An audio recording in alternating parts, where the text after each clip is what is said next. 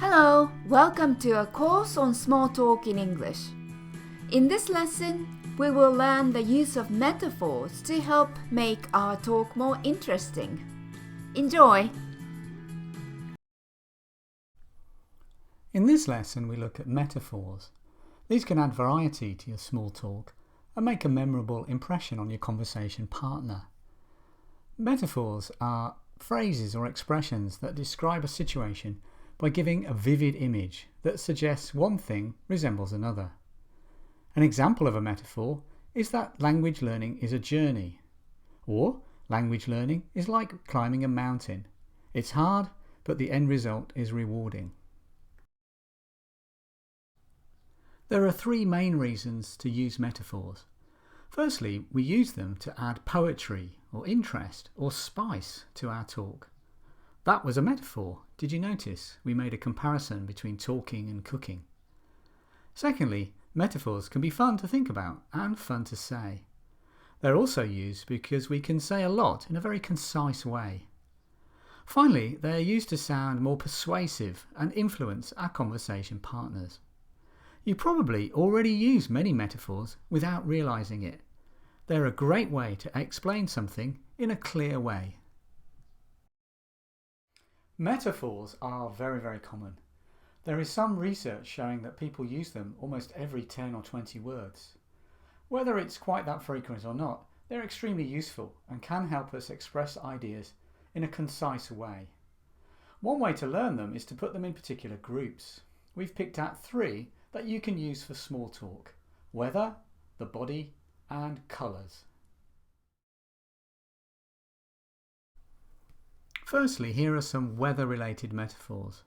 To ride out the storm means to get through a difficult time. Sunshine after the rain means when things are getting better after a difficult period. You are my sunshine. I love everything about you. And blue skies ahead when things are going very well. Here is an example talk with some weather metaphors. How are you? Okay, I think. Oh, what's wrong? Oh, the office has been going through a bad time recently. I'm sorry to hear that. Oh, thanks, but I think we've ridden out the storm. Things are picking up now. Oh, that's good to hear. We're hoping that there will be blue skies ahead from now on.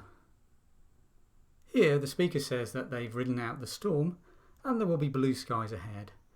In other words, using metaphors to say that they have come through a difficult time and the future will be better. Secondly, here are some colour metaphors. To get the green light means it's okay to start something. To see red means to get angry. To feel blue means to be depressed. A black day is when things go very badly. A grey area is something that's not clear. And if something's black and white, then it is very clear. Here is an example talk with colour metaphors. Hi, how are you? Okay, but I was feeling blue. Really? Why is that? Oh, something happened at the office and I was in a bit of trouble. I mistook the deadline for a report. Oh, it's easy to forget when you have so many projects going on. That's right, and this colleague saw red. Oh, she got angry? She did, but I'm sure it will be okay. Here, the speaker says that they were feeling blue and their colleague saw red. In other words, they were depressed and their colleague was angry. Thirdly, here are some metaphors that use parts of the body. A broken heart, to feel very sad or be missing a loved one. To stick your neck out means to take a risk. To lend a hand means to help somebody. To shoulder a burden means to take responsibility for some difficult task. Your eyes are bigger than your stomach means to eat too much. Here is our final example of talk using some body metaphors. Hi, are you okay? Oh, I'm feeling a little unwell. Can I lend you a hand? Oh, that's kind of you, but I'll be okay. Just let me know if I can help. Oh, thanks. My eyes were bigger than my stomach and I just ate too much. Oh, I understand. The food looks wonderful, doesn't it? Well, take care. Thanks, I'll be fine. Here, one speaker offers to lend a hand or give some help, and the other said his eyes were bigger than his stomach. In other words, he ate too much.